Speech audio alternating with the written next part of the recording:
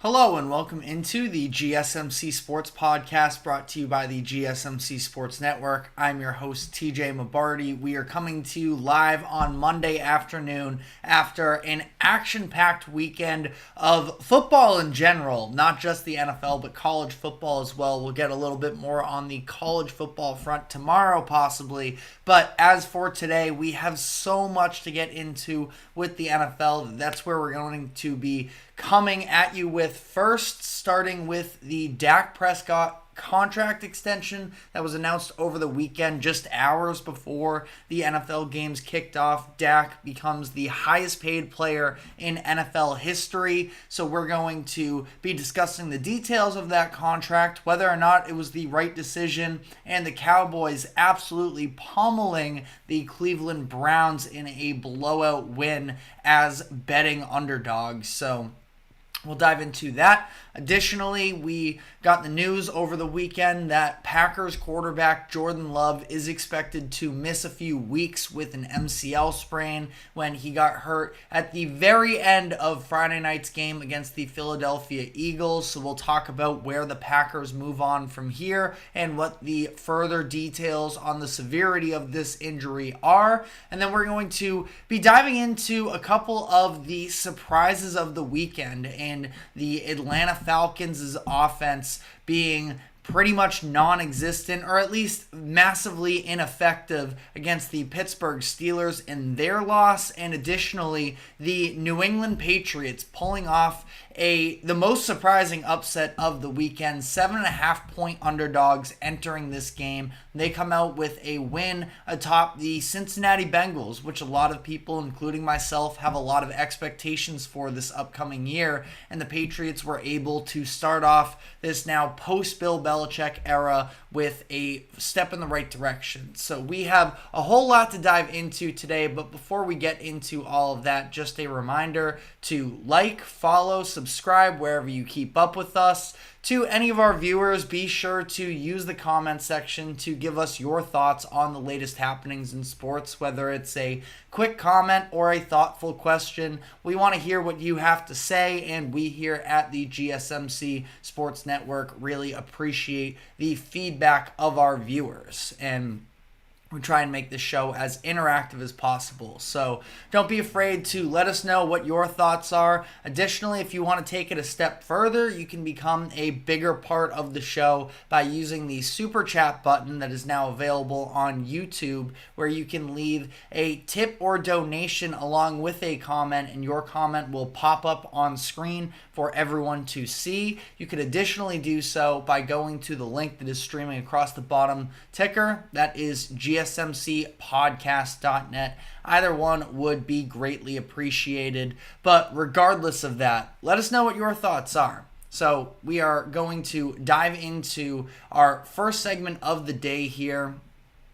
Over the weekend, we were just hours away from NFL action, and the news broke that the Dallas Cowboys and quarterback Dak Prescott have agreed on another record-breaking extension that will reset the quarterback market. This happened a few years ago when Dak signed his previous deal a few years ago in 2021, and now he is going to once again be resetting the quarterback market, where he receives a massive extension, biggest in NFL history, 4 years, $240 million, an average annual value of $60 million. That is the highest mark in NFL history, and it's the highest, or it's a record-breaking deal in many different ways. In total value, in average annual value, in guaranteed money, $231 million guaranteed, $1 million more guaranteed than Deshaun Watson, which was a little bit interesting, especially considering the fact that they were about to play one another. I think that was more of a statement than anything, just the extra $1 million, just to say that he was the highest in NFL history. Also got the highest signing bonus in NFL history with $80 million.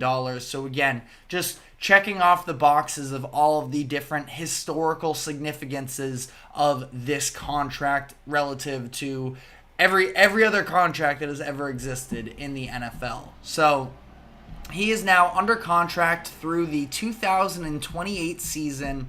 He is going to be 35 years old in that 2028 season. So at that point, 35 years old, we could be seeing Dak Prescott retiring as a lifelong Cowboy. I mean, he is already on pace to break just about every record in the books for the Cowboys.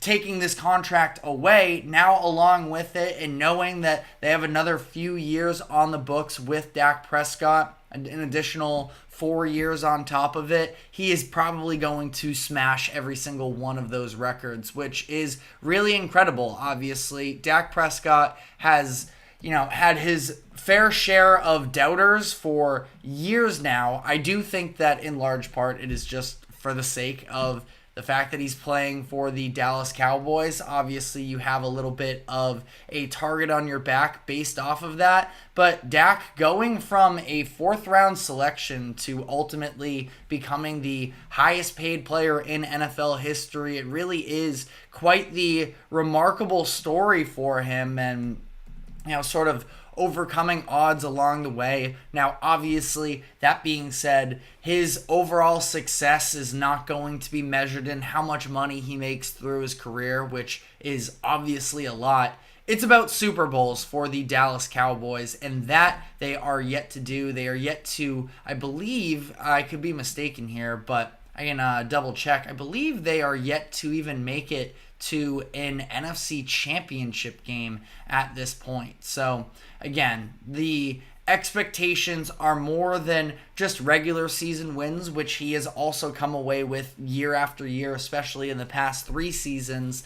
And he's even won some playoff games along the way as well. But that being said, it's, I believe, 2 playoff games throughout the entirety of his career. That's just not the measure of success for the Dallas Cowboys. So they are hoping that during these next few years, they are mortgaging a ton of their salary cap space into Dak Prescott with hopes that he is good enough to be able to elevate the remainder of the roster as well. And that is still definitely to be determined, and it is going to begin to be tested a little bit more starting this year, considering the fact that it's not just Dak getting this massive deal, it's also his number one weapon as well, in CeeDee Lamb, who just signed a 4-year, $136 million deal less than 2 weeks ago. So they are going to have these 2 players eating up the majority, a very good portion of their salary cap for the next handful of years. Add to that as well that they're going to need to hand out another contract still to star linebacker Micah Parsons, that you're going to have 3 players that will probably make around half of your salary cap, if not more than that. So the Cowboys are going to need to rely on their stars in order to, and it's generally speaking a pretty well-run organization, that it's not like it's solely going to come down to these 3 players, but you're going to have a lot weaker rosters outside of those 3 players in relation to what Dak Prescott has dealt with for a lot of his time in Dallas. But that's not to say that they are going to be entirely untalented. I do still think that they have done an excellent job drafting defensively. You look at the likes of Trayvon Diggs and Deron Bland in that secondary have been massive additions for them. Osa Odigizua on the defensive line is another player that has been massively important for them. Across the board, they have been a pretty well drafting team for the past handful of years. And as much as, yes, Dak is now going to take up a ton of that money, as will CeeDee Lamb and Micah Parsons, it's not like this team is going to be purely the 3 of those players. But that being said, they're going to have to continue to prove that they can be a well-functioning organization, because it's, if there's any lesson in the NFL, it's not what have you done, it's what are you doing for me now. So the Cowboys are going to need to continue to prove themselves from an ownership standpoint. That being said, I do believe that this was the right deal for the Cowboys to get this done with Dak. I don't really know what the backup plan would have been for them. We saw Trey Lance clearly. Maybe there was a slight, long shot hope that Trey Lance would have been able to eventually succeed Dak if he started playing really well for them once he got familiar in the system. That clearly was not the case. That was showcased during preseason. And either way, that would have been a long shot anyways to expect him to take on the reins from Dak. And at this point, the Cowboys are going to be too competitive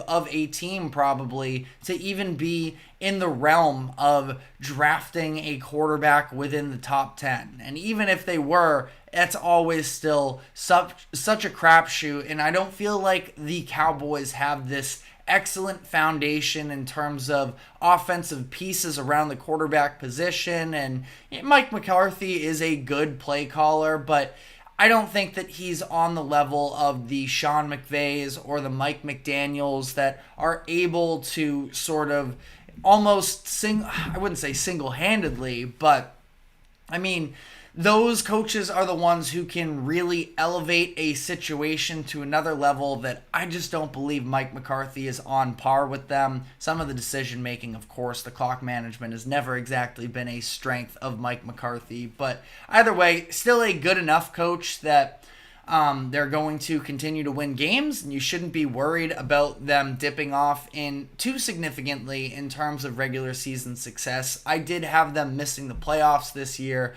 but it's also, always hard to predict those things headed into the season. So the Cowboys, they feel like they are in position to continue contending. It sounds like the confidence around the front office is that they are still bought in the current foundation that they have, but they also got out to a nice start yesterday by blowing the doors off of the Cleveland Browns. Dak playing his first game under this contract, again, just hours later after it was announced. He was pretty good, all things considered. 19 of 32, 179 passing yards and a touchdown. He really wasn't asked to do all that much, considering by the time he touched the ball for the first time in the second half, it was already a 27-3 ball game. And, early on, I thought that maybe he was a little bit off on a couple throws, but he had the really nice pass to Brandon Cooks in the end zone for that first touchdown.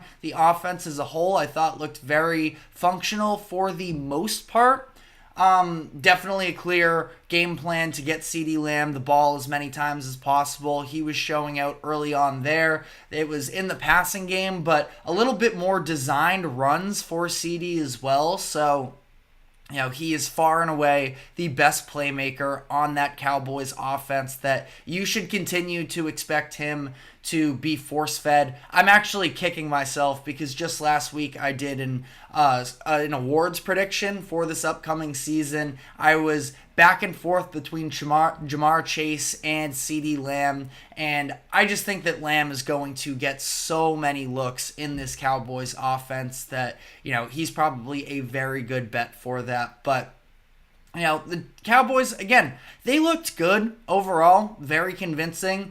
A lot of optimism about their defense, which was already the case. There were maybe some questions about Mike Zimmer. He has been out of football for a couple years. He comes in as the defensive coordinator for the Cowboys, and I thought he did an excellent job. All of that being said, the Browns were a mess, and they were just disjointed from the jump, and it was for a couple reasons. Now, off the bat, I had actually on Friday picked the Browns to cover the 2.5 point spread. It didn't help, I think, by any means, the fact that they were missing both of their starting offensive tackles, and against this defense and against Micah Parsons, that is a scary result. Deshaun Watson was running for his life for a lot of this game, and the fact that, yeah, there were injuries involved there, but that being said, I thought it went definitely further beyond that with the play of Deshaun Watson, and this is going to be a topic that we monitor closely throughout the course of this season. But again, Watson was a bit of a disaster in this game. 24 of 45, 169 yards, one touchdown, one interception. I guess he used his legs a little bit to pick up 39 yards as well. He also used his legs a little bit to have bad footwork, throwing in the pocket. Even the times that he did have a pretty clean pocket, I thought he was running into pressure a little bit as well. He was sacked 6 times. And again, the offensive line missing both of their starting offensive tackles in Jedrick Wills and Jack Conklin is definitely a big contributor to the fact that they looked so disjointed. But I don't think that fully excuses what we saw from Deshaun Watson, especially considering at this point, he's just been so poor for the Browns basically his entire tenure, and knowing that he has that contract attached to his name. I talked about, we don't need Watson to be 2019, 2020 Deshaun Watson anymore. I don't have any expectations for him being elite, but just for the sake of him and for the sake of Browns fans, he has to at least be a league average quarterback. And that has been a little bit of a struggle for him up to this point. So I do sort of wonder what the long-term future looks like for Deshaun Watson with the Browns. Again, a story that I don't want to harp on too much at this very moment because there's still a lot of year left. It is just week 1. And the reality is, if the Browns have any excuse to hold on to Watson, they're going to, considering the fact that the alternative is just releasing him and having to take on $172 million in dead cap. That, I mean, maybe they just pull a Broncos and, like they did to Russell Wilson, just sort of bite the bullet and get it over with. But, I mean, just a horrible, horrible start to the season ahead for the Cleveland Browns. Now, again, week 1, these things, a lot of the times these results can be very deceiving, but it's just the fact that we also haven't seen any real optimism from Watson since being traded to Cleveland, and it's a messy situation there, absolutely. But to circle back here to the Cowboys, it's a nice win for them. I picked against them on Friday. I have less confidence for them this upcoming season than I have in years past. I still think they're going to be competitive and in that playoff hunt, but it was never about proving yourself against the Browns week 1. This is more so about, can you match up against the top teams in the league? And in the regular season, even in years past, they've been able to do so. But it's about playoff success in Dallas, as they've been on this extensive drought of now almost 30 years since the last time they went to the Super Bowl. That's just not good enough. So you can feel good about yourself, Cowboys fans, 100%, not trying to take away. But I'm not ready to get swept up that much in this type of a win for the Cowboys. But let me know what your thoughts are in the comments section if you did see something that was that much more significance that really altered your perspective on the upcoming season for Dallas. But we are going to be talking about another quarterback now that got a lucrative contract extension this offseason in Jordan Love, who him and the Packers faced off against the Eagles on Friday night in Brazil. So we'll touch a little bit on that entire experience of the international game. But more importantly, Jordan Love suffered an MCL sprain at the end of that game and is expected to miss a few weeks. So we are going to be diving into the finer details surrounding the injury for Love and talking about what the outlook appears to be for the Packers moving forward here. But first, we have to take a quick break. Do not go anywhere. We will be right back. I feel like I'm losing my mind. Is everybody in the world blind? Please, Lord, give me a sign, a sign. like I'm losing my mind. Is everybody in the world blind? Please, Lord, give me a sign, a sign. I wanna be the greatest. Everybody on the face shit. I look around and feel like everybody is the fakest. I make this every day and I'm impatient. Hoping one day I blow up from the basement. Statement, the top is so vacant. I don't hear shit that I think is amazing. Waiting for my day when I'm playing. Sold out shows for 1,000 faces. Hey, give me that crown. Get in my way and to be put down. It ain't replaced all this my sound. If I want that shit, then I'll get it right now. I'm losing it, the news it fits. I'm losing shit. A stupid myth. You choose to live or choose to dip. You choose to fight or lose your grip and lose a gift. Oh. I feel like I'm losing my mind. Is everybody in the world blind? Please, Lord, give me a sign, a sign. I feel like I'm losing my mind. Is everybody in the world blind?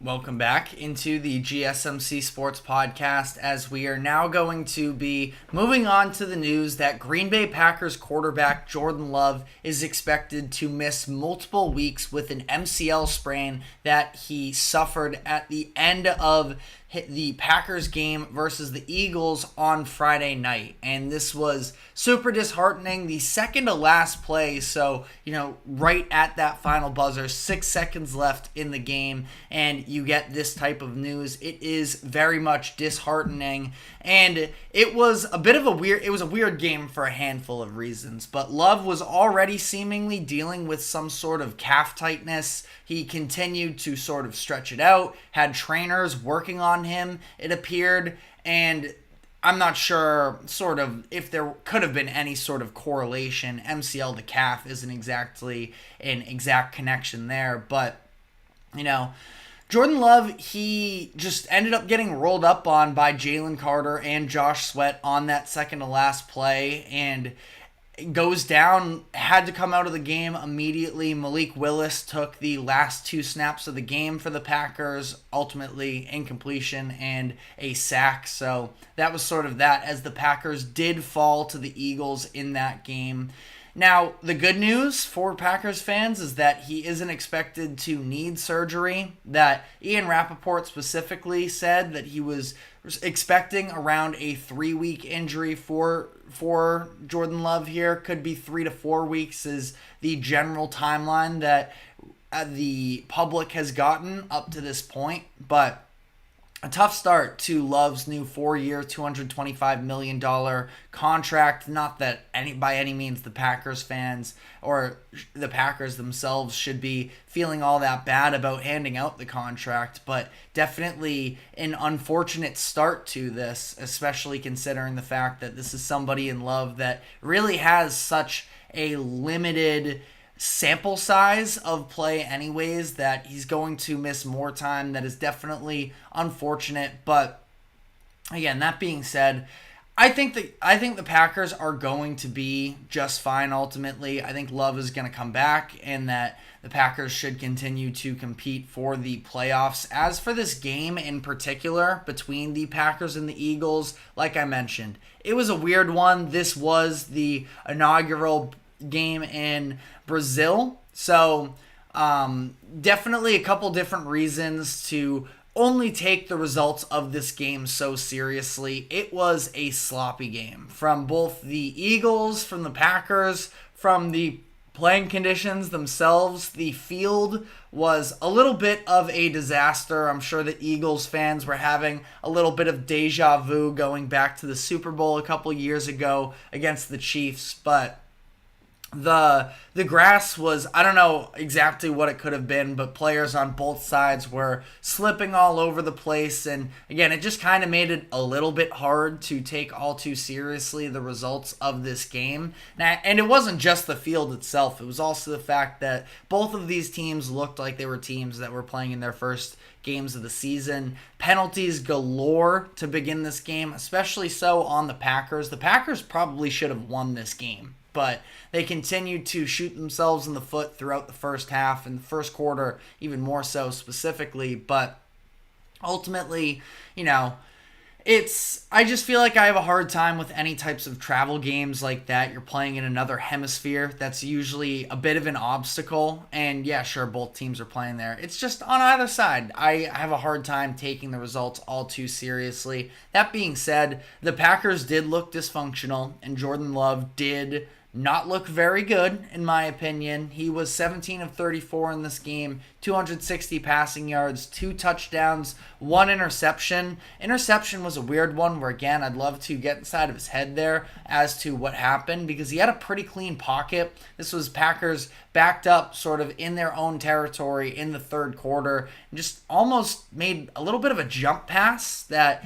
he just didn't have his footing. Now, again, I'm curious why specifically this instance, because I'm curious if the playing surface had anything to do with it, but just a bad decision overall. Didn't see safety Reed Blankenship sort of crashing down on the play. Zach Bond, who, by the way, was incredible for the Eagles in this game, linebacker that is expected to take on a bigger role with Philadelphia this season. He was flying all over the field. He had some pretty good coverage in that play as well, matched up against Packers tight end Luke Musgrave. So ultimately, not a very good game from Jordan Love. Not something that I'm panicking about. But the schedule for the Packers here now moving forward, because it is just a week 1 game that you can't put too much stock into. But obviously, there are all the mantras about the idea of the unlikelihood of going 0-3 and then making the playoffs. And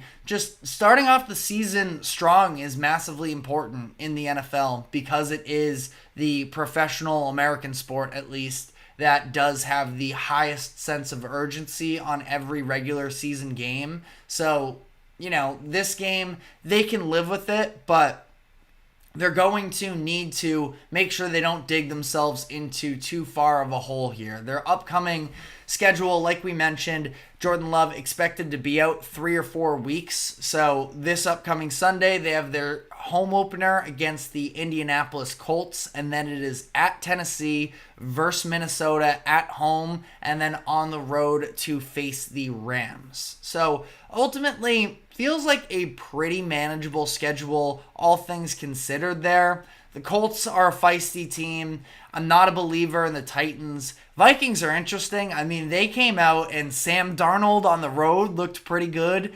Granted, against the Giants, so I'm going to have to probably wait and see a little bit more from the Vikings there, but they could definitely be frisky. And then the Rams as well are a team that made the playoffs last year, are a well-coached organization, so I think it's a manageable schedule for the Packers in these next few weeks while we sort of see what the timeline is, but definitely no cakewalks in my opinion. And, I think that the 7th seed in the NFC is probably going to take around 10 wins. So that's why if you get off to a start 2-3, 1-4, that could be a little bit messy. And because I think that the division as well in the NFC North is pretty tough, all things considered. Lions didn't look great in last night's game against the Rams, but still came away with the win. You have the Bears winning their game. They also looked massively dysfunctional. We're going to do a deeper dive into what sort of took place with the Bears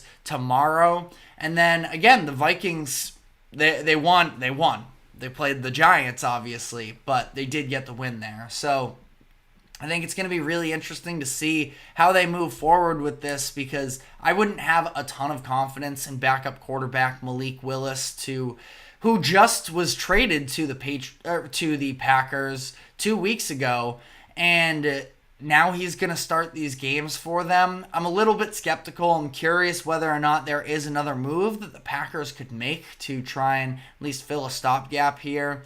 Ultimately, it's only a few weeks, so that's where a situation like a Ryan Tannehill, who just spoke out about how he's waiting for sort of the perfect situation to arise for him, he could sign with the Packers, and he could be a good addition for the Packers, but that being said, is he going to wait out longer to see if there's maybe a more permanent job that becomes available? We'll have to see, but ultimately, the Packers, I think they'll be okay, but a brutal way to start the season receiving this type of injury news. Very briefly here, on the Eagles side of this game, Saquon Barkley, massive debut for the Eagles, 24 carries, 109 yards, 2 rushing touchdowns. Add to that a receiving touchdown with some nice little twinkle toes on the sideline of the end zone. He was very impressive in his Eagles debut, and you talk about an Eagles team that their identity at their core since Jalen Hurts has taken over has been a little bit of the ground and pound first, and then play off of that with really good receivers, obviously, in A.J. Brown and Devontae Smith. But last year, their run game was not the same after DeAndre Swift's great debut, week 1, sort of very quickly tapered off there. Hopefully for Eagles fans, that is not the case this upcoming season. But, overall, thought that the offense did seem to take a step forward from last year. I thought that Kellen Moore ultimately called a pretty good game for the Eagles. Obviously coming off of a season where the Eagles fired both of their coordinators from last year heading into this year. Nick Sirianni saying that he was going to take a step back a little bit in terms of interfering with the offense and let Jalen Hurts and Kellen Moore try and be a little bit more innovative with the passing game. I thought it looked pretty good as you can, really, for week 1. They put up 34 points. Now, some of that was due to some Packers mistakes that the Eagles were able to benefit from. But either way, I just thought the overall pass design looked significantly better for them. Jalen Hurts was not great in the game either. Again, I have a hard time with a game in Brazil week 1 saying that, this showed us why this team is or isn't a serious contender.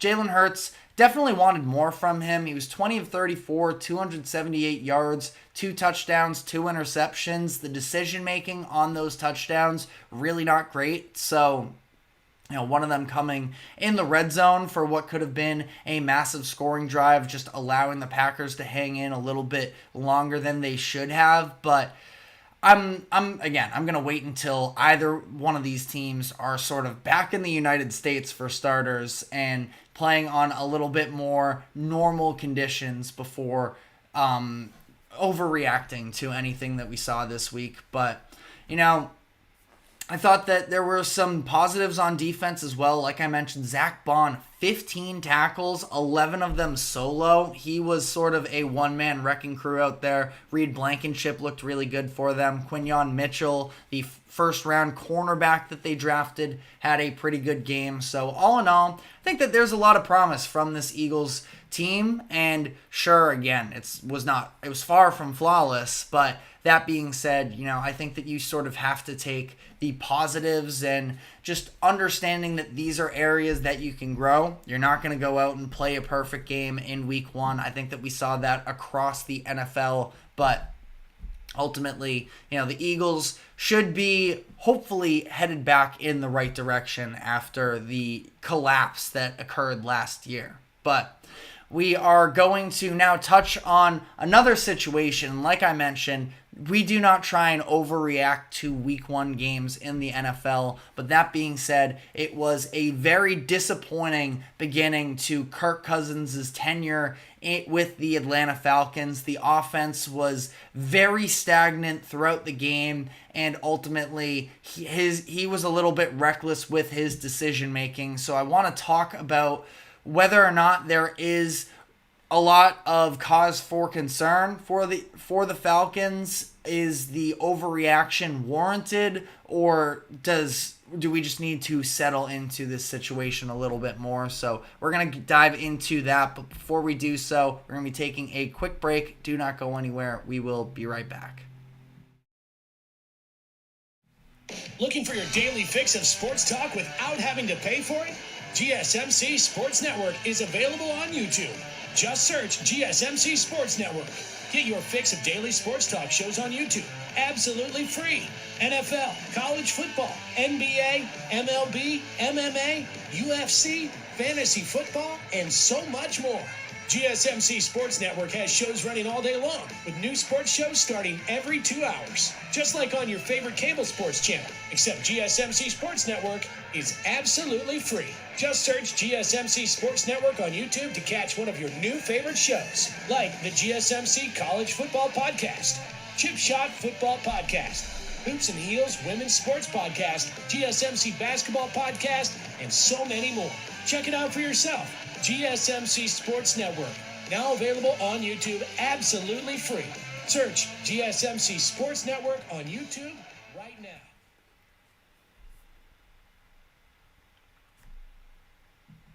Welcome back into the GSMC Sports Podcast as we now dive into the interesting story out of Atlanta and just the fact that their offense mightily struggled in their season opening game against a Pittsburgh Steelers team that a lot of people sort of grew cold on throughout the course of the offseason. I've been a little bit of a pessimist with the Steelers myself personally, and this was not what the Falcons wanted to see from their debut after giving Kirk Cousins this massive contract in the offseason, where they bring him in and we're expecting him to sort of take this offense to the next level. They have all of these different weapons that they feel like they can unlock. Bijan Robinson, Drake London, Kyle Pitts, the 3 first-rounders they drafted in consecutive years, and have been waiting for any of them to really break out. That wasn't so much the case during this game for the Falcons, and that was for a couple reasons. Now, we'll start with Kirk Cousins here because that is the main story. 16 of 26, 155 passing yards, 1 touchdown, 2 interceptions. And I will have some leeway with Kirk Cousins, where I have never really been a Cousins believer. I thought that this was a risky move for the Falcons to sign him to that big of a contract during the offseason. But that being said, coming off of a year when your quarterbacks are Taylor Heineke and Desmond Ridder, anything's an upgrade, and I can understand getting desperate maybe a little bit. But This was not a good game, and Kirk Cousins, to his defense, was under pressure for a lot of that game. That Steelers defense, even if you're not a believer in a lot of their offensive foundation, that is a defense that can play. TJ Watt was an absolute monster in this game for them, causing havoc. And on that note as well, forced an extra fumble against Kirk Cousins. Kirk Cousins fumbled 2 times, both of which were overturned by penalties that were called as well. So things could have even been worse for Kirk Cousins in this debut. But he was under duress for a lot of the game, so I will give him at least that statement of, I understand that was not an easy situation to walk into. The decision making, though, coming off of that as well, was a bit concerning because on both of the plays, they were almost a little bit similar in the fact that on the first play, he was under pressure and he throws into the middle of the field with double coverage. And, being hit as he throws a little bit, Larry Ogunjobi was in his face.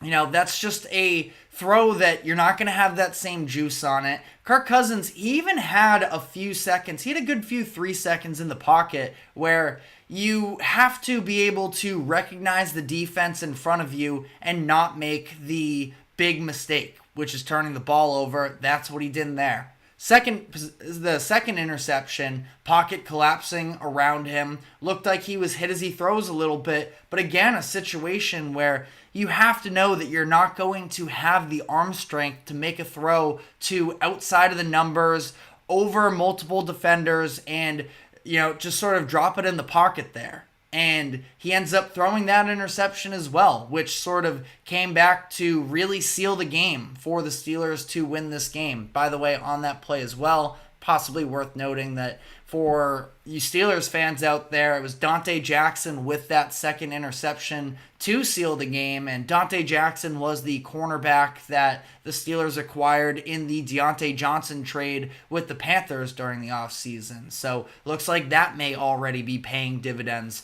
for the Steelers as they continue to ramp up with this defense. But back to Kirk Cousins, I just thought that the decision making was not good enough for, the level of veteran experience.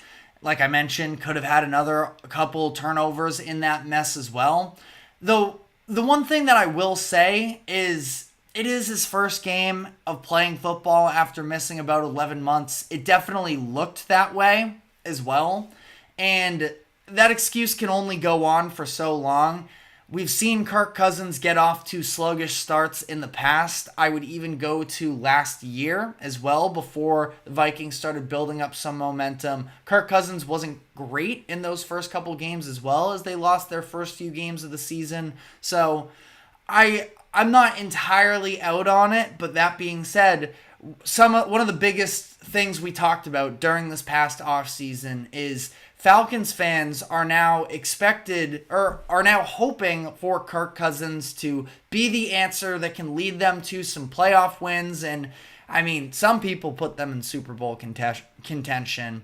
I myself was never really that on board with the Falcons, but I thought they could absolutely take a step in the right direction. And that's still very much on the table. But this is a fan base that has now seen their franchise invest into a quarterback that they're not very familiar with, and then also draft another quarterback with the 8th overall pick. So they're not exactly going to have a ton of patience, I feel like, for Kirk Cousins and be overly welcoming if this contract looks like a disaster to start. And I'm not saying it's a disaster after one game. That would be irresponsible. But the clock, I do feel like, is ticking a little bit. And that's unfair to Kirk Cousins 100%. But it's also just kind of the reality of the situation the Falcons put themselves into here with this decision that Michael Penix is probably the more exciting player to be a fan of for a casual fan. And I like Michael Penix too. Do I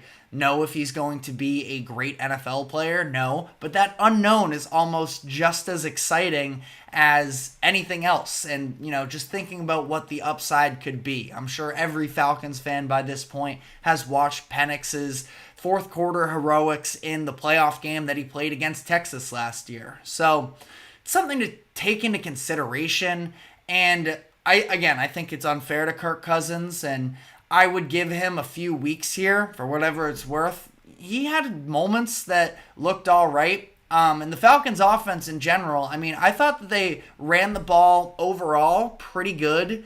The issue is there's still a lack of explosion with this offense, and that's something that new offensive coordinator Zach Robinson, I'm sure, is going to be looking to add. Bijan Robinson in this game, 18 carries, 68 yards. It was overall productive. It wasn't great, though. And I did think that they got a good push up front. I thought that some of the innovation with it as well, for whatever it's worth, there was the 4th and short situation for the Falcons in the second half where it looked like Kirk Cousins was just going to take it himself up the middle, but they ended up splitting Bijan Robinson out on the right, motioning him across the formation and giving him a jet sweep. Great blocking up front once again to be able to pick that one up. So that was cool. The play innovation of the flood concept in the red zone that ended up sort of just leaving Kyle Pitts stranded wide open by himself for Kirk's touchdown pass. Pretty good play there as well. So I think that this is definitely a work in progress and not something that I'm going to entirely abandon week one, because if I'm not mistaken as well, Zach Robinson, he's obviously coached for a number of years now, but I believe this is his first official offensive coordinator job as well. So there's a lot of new pieces here in Atlanta, and I do think that that is a very talented Steelers defense that they were facing as well, that there is definitely room for growth from here, I should say. But again, Just the lack of explosiveness is really something that concerned me. I don't think the Steelers' offense is particularly explosive, generally speaking, and yet we saw Najee Harris rip off a 20-yard run. We saw George Pickens on a few instances have some big pickups. I thought that, by the way, we'll probably get a little bit more into the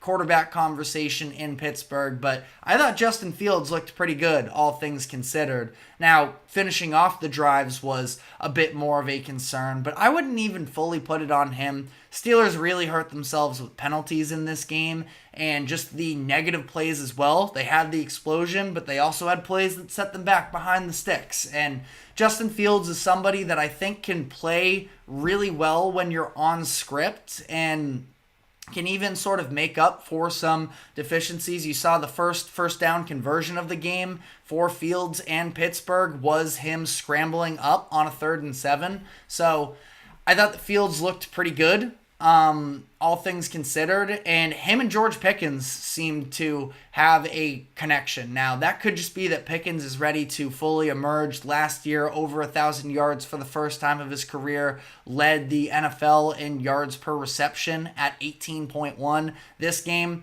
pretty good overall, 6 catches on 7 targets, 85 yards, and again, had a couple of those explosive plays down the field that definitely made Steelers fans excited. I think 2 of them counted, and then there was another one that was a big-time pickup that ended up getting called back because of a penalty, but I ultimately think that this was just for the Falcons, just sort of to circle back around, they're going to need to find sort of that game-breaking play. They're going to have to find a way to protect Kirk Cousins a little bit more and be able to open up those deep shots as well, because he just never had the time even in this offense. And I'm sure that part of the Steelers' game plan as well was knowing Kirk Cousins hasn't played football in just about 11 months. We're going to bring the heat, and we're going to sort of test out that mobility.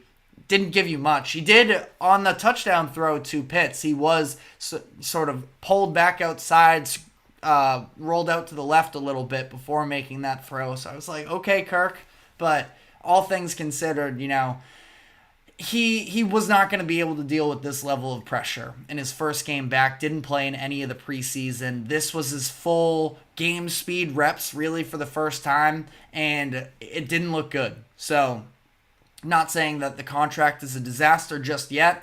I wouldn't feel great about it if I were a Falcons fan, though. But we'll have to see, because Kirk Cousins, he's never just been a straightforward quarterback. You 100% know what you're getting. You do a little bit, but there are a lot of highs and lows that come with Kirk. So we'll see if the Falcons can ultimately bounce back after this game. They have a game on the road against the Eagles this upcoming week. Not super ideal for them. Have an extra day of rest, I suppose. This is a Monday night game, but tough defense in Philly as well, and really overall the schedule isn't super favorable to begin the year for the Falcons, because you have the Chiefs after that, another pretty tough defense in the Saints after that. So again, we'll see sort of how long this takes to see Kirk Cousins get acclimated, and if he doesn't, how quickly do these Michael Penix rumblings, when do they start to come into factor? But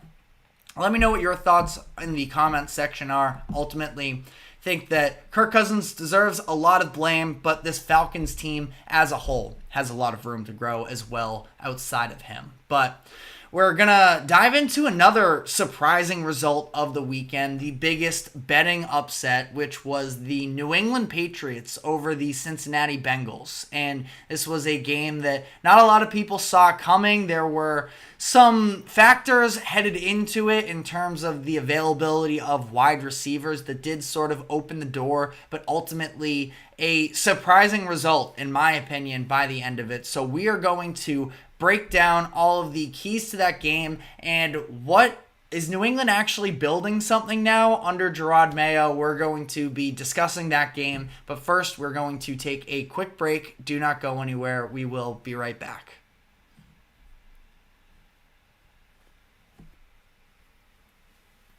For the best and latest podcasts available anywhere, go to the podcast app on your cell phone and type in GSMC to access free content-rich podcasts on health and wellness, book reviews, sports, entertainment, relationships, social media, movies, technology, finance, and even weird news. Subscribe and download the GSMC Podcast Network's family of shows, available everywhere podcasts are found.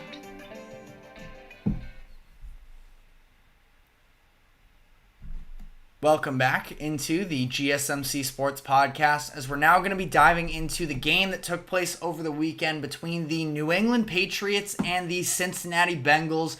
The Patriots surprising just about everybody with an upset win. They were 7.5-point underdogs to the Cincinnati Bengals on the road and were ultimately able to pull this game out 16-10, and I thought were in control for a surprising amount of the game. Now, we're going to start a little bit more on the Patriots side of this and then talk about the levels of concerns with the Bengals. But for the Pats, this is a huge moment, a huge season overall, considering the fact that they are now entering the post-Bill Belichick era, now under Gerard Mayo. And this is a team that seems to have a little bit of that chip on their shoulder, nobody believes in us quality, which is probably for good reason, to be fair, for the most part. But this is a team that came out and was extremely physical and won at the line of scrimmage significantly more than I was anticipating.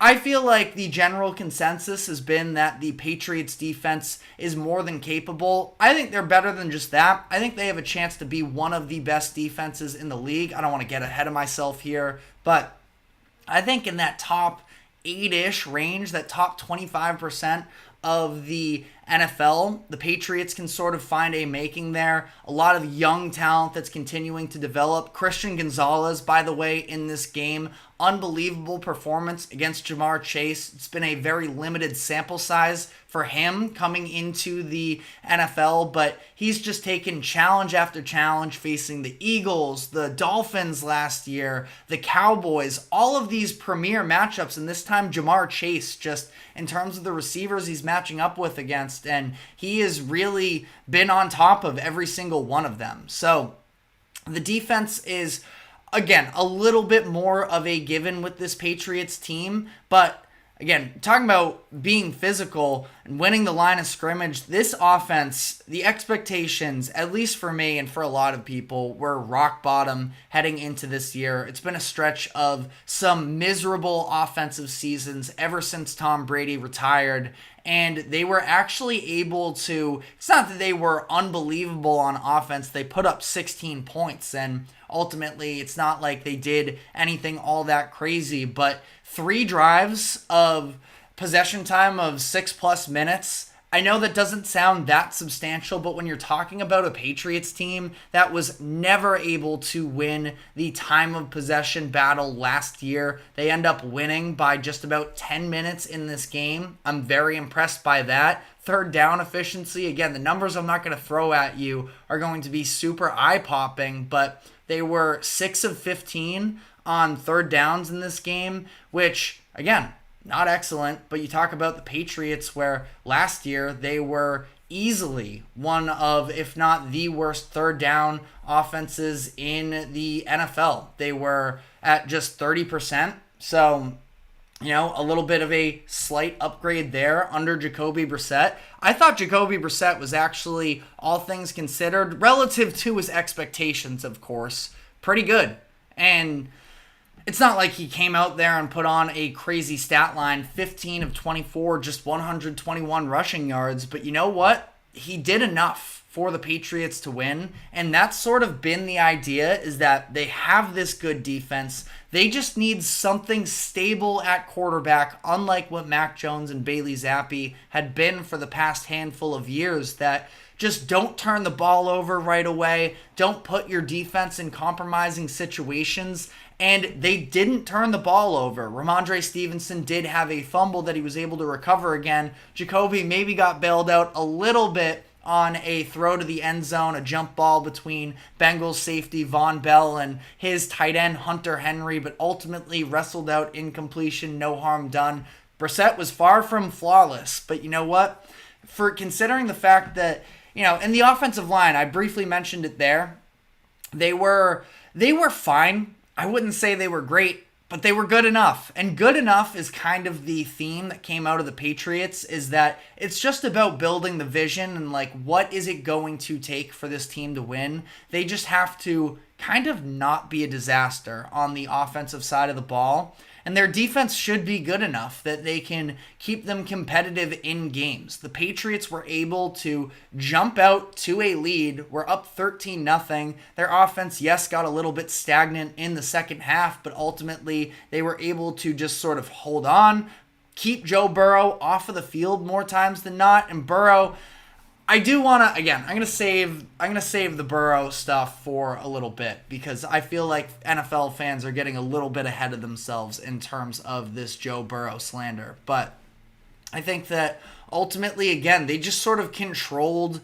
the clocks. Ramondre Stevenson was incredible in this game, in my opinion. 25 carries, 120 yards. I can double check here as well, but I believe Pro Football Focus had that 118 of those 120 yards were after contact, which is ridiculous. But Ramondre Stevenson did seem like he was on his way to being one of the best running backs, and I am a Patriots fan, so hand up, maybe I'm being a little bit biased here, but Ramondre legitimately in 2022 was a massive part of that Patriots offense, and he had over 1,000 yards on just 210 attempts. He was extremely efficient. He was one of the best running backs in terms of yards after contact, and he just didn't seem to have the legs under him in the same way last season. And ultimately, when he did start ramping up, he was shortly injured for the rest of the season following that. So really didn't get the same experience last year, but I thought that Ramondre was incredible for them in this game, just sort of keeping those legs churning. The final first down that he picked up to seal the game was a prime example of that. Hit about 3 yards short of that first down line and just kept moving to be able to pick up the first down and have the Patriots be able to ice the game and just kneel it out. Sort of a concept that has been so foreign to the Patriots in years past, of having the capability of actually just milking out the clock when you get the ball. It was a decision for sure when the Bengals decided to punt with a few minutes left in that game. At that point, there were just over 2.5 minutes or so when they decided to punt back to the Patriots. The idea was they have 3 timeouts and the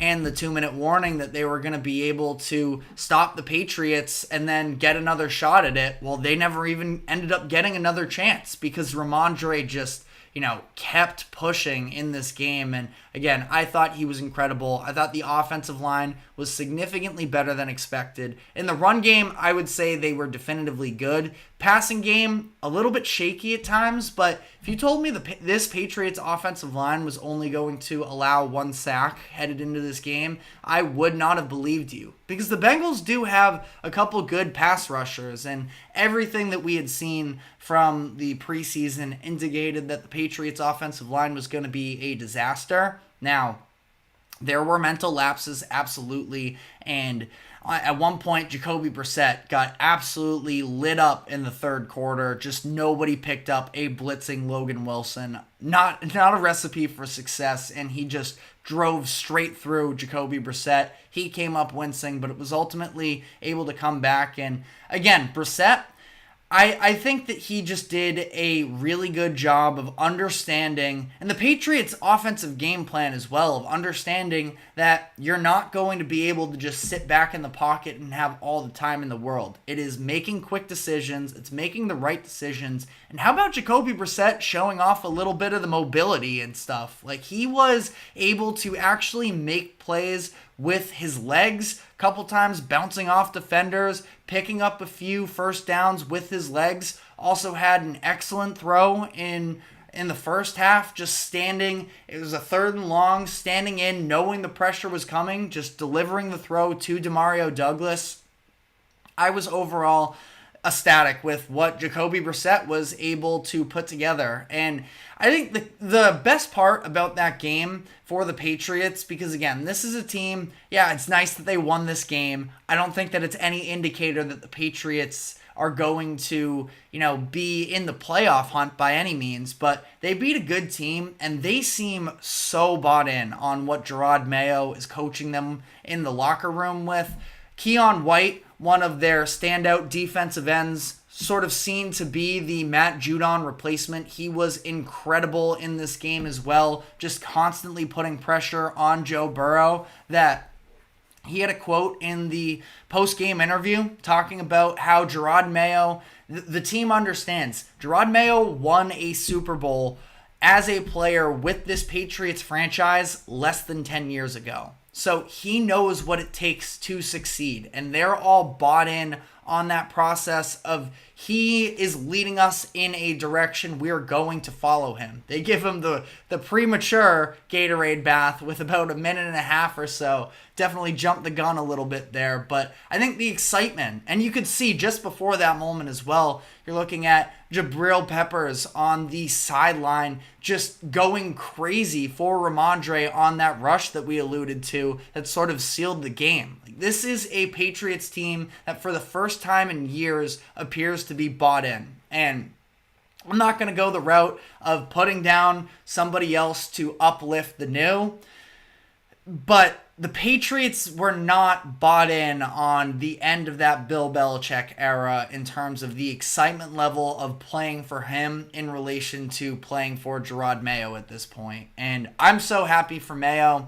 I'm hoping for the best for him. I think that he has a lot of potential to be sort of similar-esque to DeMeco Ryans and what he did for that Texans franchise last year. A lot of similarities, played linebacker both during the same era there in those 2010s with the same organization. The difference is Gerard Mayo also did have the benefit of playing and coaching under one of, if not the greatest head coach in NFL history in Bill Belichick. So I think that schematically as well, Mayo will have to see, absolutely, but I think that he has a lot to offer in terms of being a strategist on that defensive side of the ball. Now, there's a ton more that goes into it. The Bengals also shot themselves in the foot, I felt like, on a number of instances, whether it be Gesicki not holding on to the touchdown pass in the back of the end zone, and then Tanner Hudson fumbling at the 1 yard line. An incredible play by Kyle Duggar there to force that. Bengals fumble a punt as well that basically gift the Patriots a free 3 points. So the Bengals did a lot of it to themselves in this game, but the Patriots should be very proud of what they were able to put out on the field in this game. But that does take me to the other side of this was a messy game for the Cincinnati Bengals. And this is a team that I have had / I'm going to stand by my take that they should be a playoff team this upcoming season. But that's a rough way to start there. And so I want to dive into what the concern level is for the Bengals following this massive upset loss. So we will dive into that. Before we do so, we have to take a final break here. Do not go anywhere. We will be right back.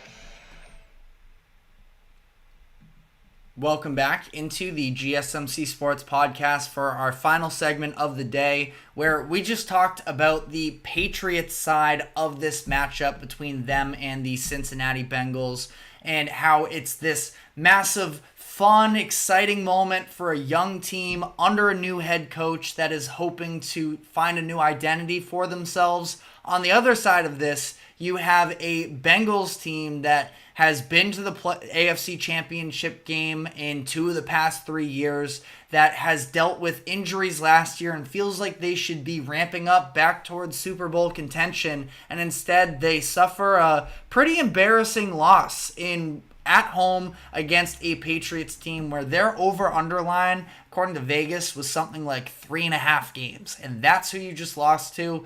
That is a very tough way to begin the season. Now, I will say this, there was definitely a lot of noise with the Bengals within the past couple weeks, and within the offseason to some degree. You have the likes of the T. Higgins situation that really kicked it off, considering the fact that he ended up getting franchise tagged and was hoping for a more lucrative long-term deal. They weren't able to agree to any sort of an extension there. Jamar Chase has been holding out of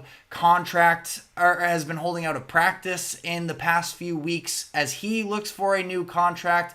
Trey Hendrickson as well at one point during the offseason requested a trade, so it hasn't exactly been all sunshine and flowers for the Bengals throughout the course of the offseason. And I do think that can tend to have a very real effect on how teams begin the season. That if you start dysfunctional, that dysfunction has a great chance to sort of spill into the regular season. But it's a matter of a question of, do you think that the Bengals can sort of get this back together? And I think it starts and ends really with Joe Burrow. And I am going to defend Joe Burrow because I think that a lot of people are now sort of chalking this up as, oh, Joe Burrow isn't good enough. See what happens when you take away T. Higgins and they lose Tyler Boyd as well during the offseason, that when you don't have,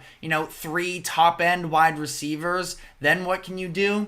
I hear you on that, and that is a storyline that I'm not fully ready to dismiss. Now, I think that Joe Burrow is better than that, and I think he's going to show that, but it's at least a theory that could definitely come into existence, but I don't think that that's what this game was about at all, really. Joe Burrow, I don't know how much more he could have done. He was 21 of 29 in this game, 164 yards, but he really wasn't getting much at all from his teammates. The running game was non-existent for a lot of the game. That was sort of the concern when they decided to move on from Joe Mixon, and they did it for money-saving purposes, and it's probably something that in the long run can benefit them in terms of being able to, pay somebody like a Jamar Chase and a Joe Burrow at the same time. But they didn't even really trust Zach Moss all that much in this game. Just 9 carries, only 3 carries as well for Chase Brown. So you're talking about 12 handoffs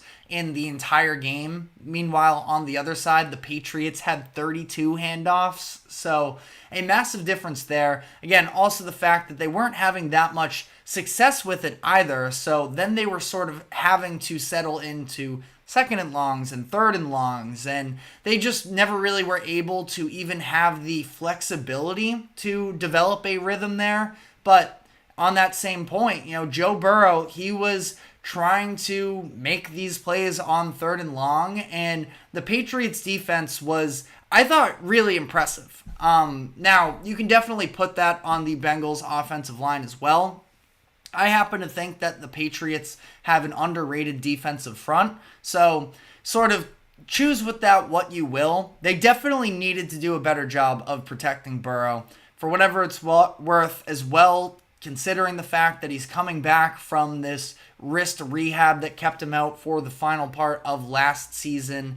And you know what? I mean, there were a couple plays Burrow was running himself. There was that one play he scrambled out to the right and made a throw downfield that I thought was pretty impressive.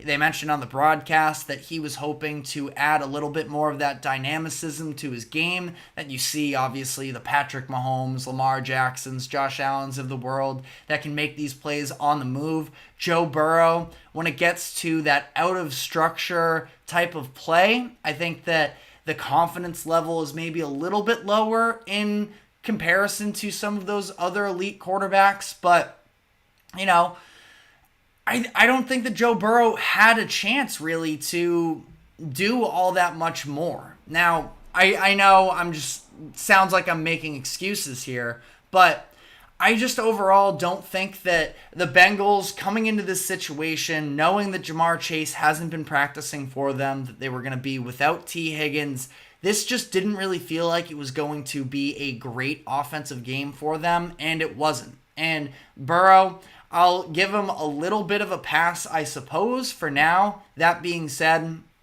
he is going to need to prove himself a little bit more moving forward because now he has these doubters, supposedly. I mean, this is somebody that I think he's firmly in that second tier of quarterbacks in terms of, I think Mahomes is on his own tier, and then I think it's Joe Burrow, Lamar Jackson, Josh Allen following after. But you see the special playmaking ability of Lamar on last Thursday when he's picking everything up on the ground, the offense a little bit stagnant, a little bit out of flux. He's able to overcome that and keep the Ravens in the game. And then Josh Allen as well. They faced an early deficit against the Cardinals this weekend, and he ran crazy against them. Every time it got to the red zone, felt like if Josh Allen is going to drop back and then scramble, there isn't anybody in the vicinity of him, and he's just way too athletic to give him that much space.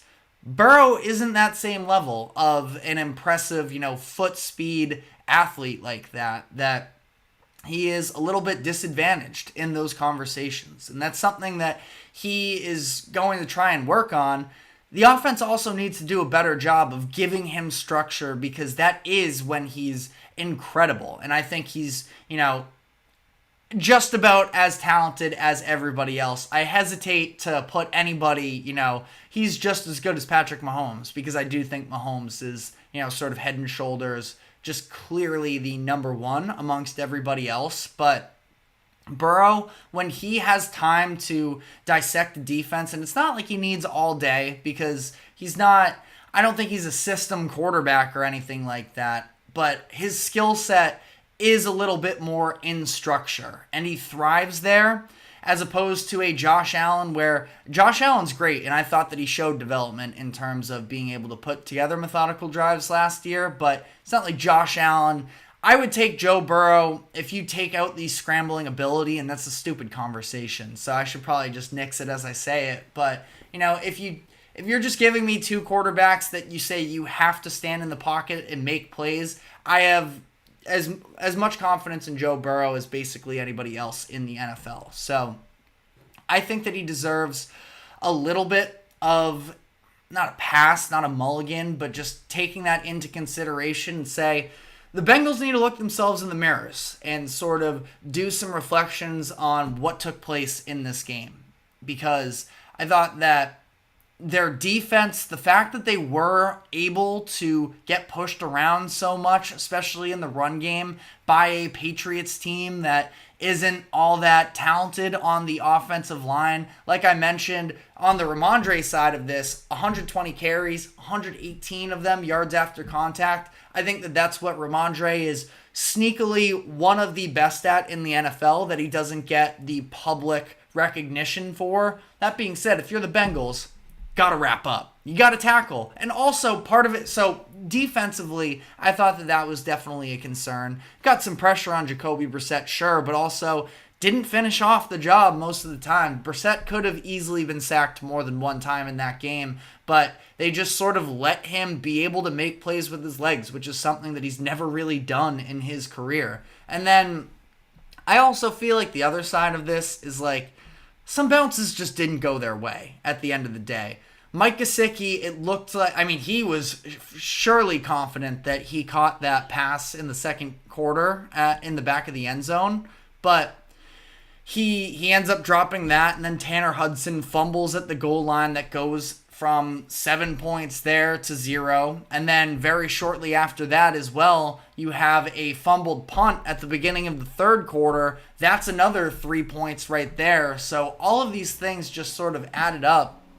I don't even think that Joe Burrow necessarily got all that many opportunities to be able to, fully shine and be the guy that the Bengals needed to put the team on his shoulders. Now, he would definitely say himself that he needs to be better, and he could have absolutely been better, because it's not like he was excellent in this game by any means, but I don't think he was the reason why they lost. I think that that's something that, yes, as the quarterback of a team that only scored 10 points, you are going to get the blame there, but I feel like they also sort of hand-wrapped a number of other opportunities to the Patriots that left a feisty team so hungry to try and prove themselves an opportunity to go out and win it. And that's the thing is, if that Gesicki touchdown scores, or if Hudson doesn't fumble there and the Patriots aren't able to just sort of sit comfortably and play with the lead,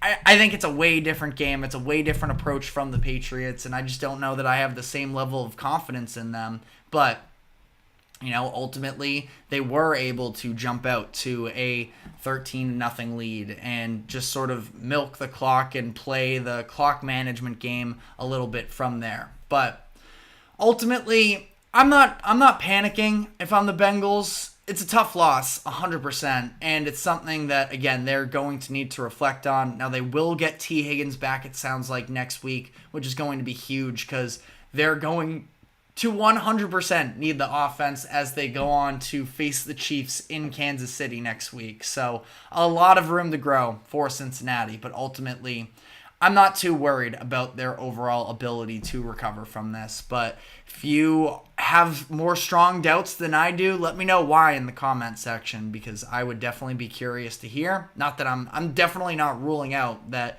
they're in a tough division, and a lot of people picked them fourth. I myself didn't, but we'll have to see there. But that is all the time we have for today. Thank you very much for tuning into the GSMC Sports Podcast. Thank you very much to the GSMC Sports Network for allowing us to host this show. Remember to like, follow, subscribe wherever you keep up with us.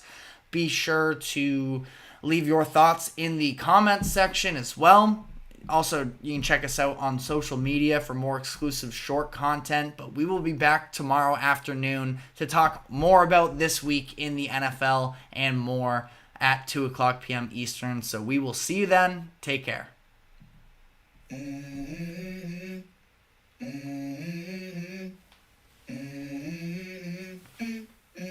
Let's go. I wake up to a little bit of drool on my pillow, feel like it's gonna be a bad day. Yeah, I'm tired of shit, and the coffee ain't hit yet, damn it.